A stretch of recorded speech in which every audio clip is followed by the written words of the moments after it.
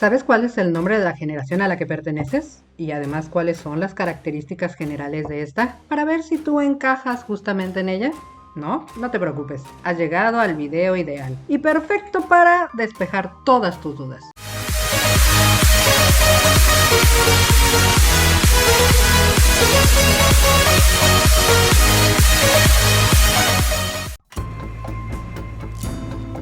Primero que nada debes de saber que existen al menos dos formas de agrupar a las generaciones sociales, y ninguna de las dos es más válida o perfecta que la otra. Dependiendo del o los estudiosos o investigadores, pueden inclinarse más por una o por otra. La primera es la del Pew Research Center, que considera que cada X tiempo nace una generación nueva, algo así como cada 15 o 20 años. Por ejemplo, el Think Tank en Estados Unidos usa este esquema.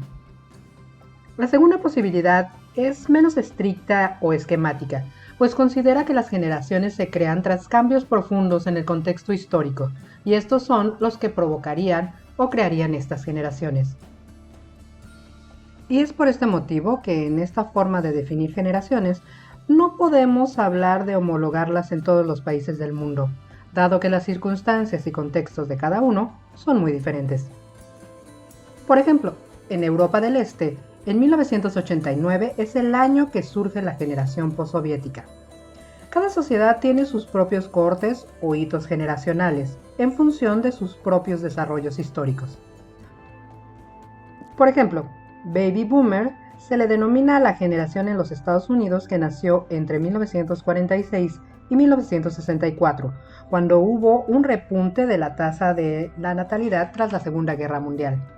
Sin embargo, en España surgen los Baby Boomer en 1977, cuando en este país hubo un repunte de los nacimientos hasta 14 millones de bebés. Mismo nombre, diferente año y coyuntura política y social. Hay dos maneras de poner nombre a las generaciones. Una cuantitativa o formal, que tiene que ver regularmente con términos específicos, como por ejemplo la generación de los 80. Y otros nombres que son más llamativos, o más publicitarios, mercadológicos, que suenan pues más persuasivos y por lo tanto más atractivos, como por ejemplo los millennials. Lo cierto es que al final alguno de estos términos se vuelve un consenso, implícito o explícito, y todos, o casi todos, lo utilizamos para referirnos a esa generación en particular. Se dice que cada generación dura aproximadamente entre 20 o 30 años, por lo que el reemplazo generacional es un movimiento, digamos, lento.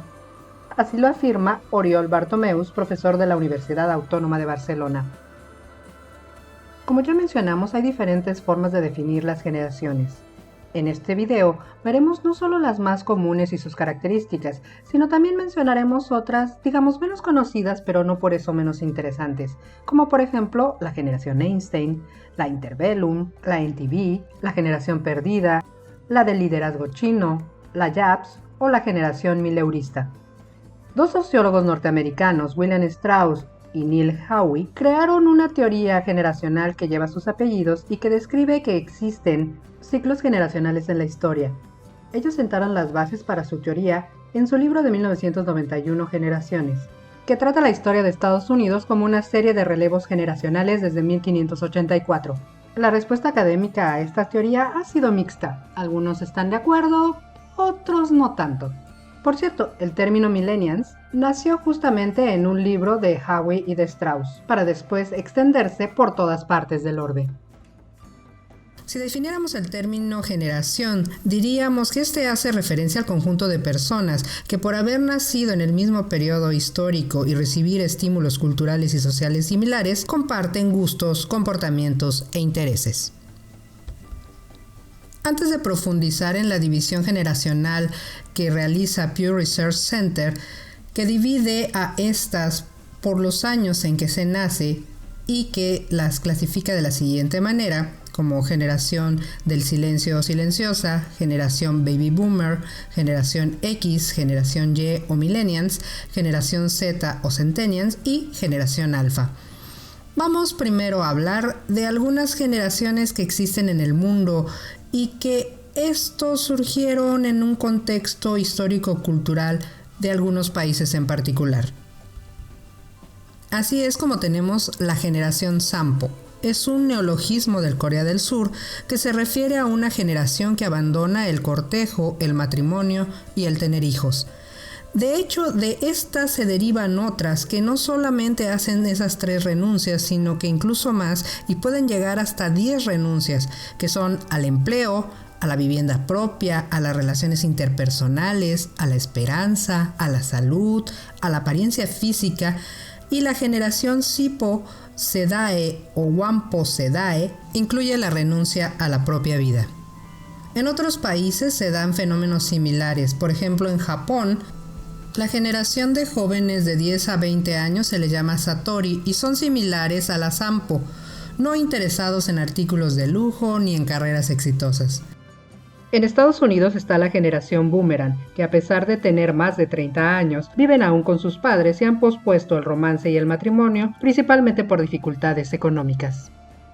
En Europa está la generación de los 700 euros. Este término apareció por primera vez en Grecia alrededor del 2008 y son principalmente jóvenes con trabajos temporales y con salarios mínimos de 700 euros al mes.